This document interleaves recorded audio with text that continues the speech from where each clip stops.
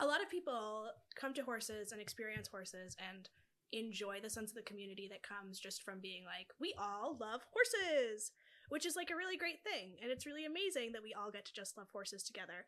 And I think sometimes people's identity beyond that becomes kind of pushed to the side a little bit and minimized as like less important, which if you fit the norm, mostly straight white women riding horses, wealthy straight white women riding horses, then that probably feels fine because this is the main part of your differentiating identity is that you like horses.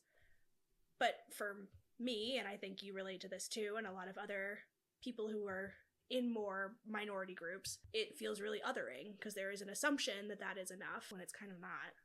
Yeah, I think the idea of an identity-specific community to me is a really fascinating one, because what you're describing of like a barn community is an identity-specific community in the sense that everybody who's there is there presumably because they like to ride horses. And for some people that is enough of a connection point to feel like that deep sense of belonging, which for me feels like safety, and I think it maybe feels different for other people, but it has a lot of the same principles.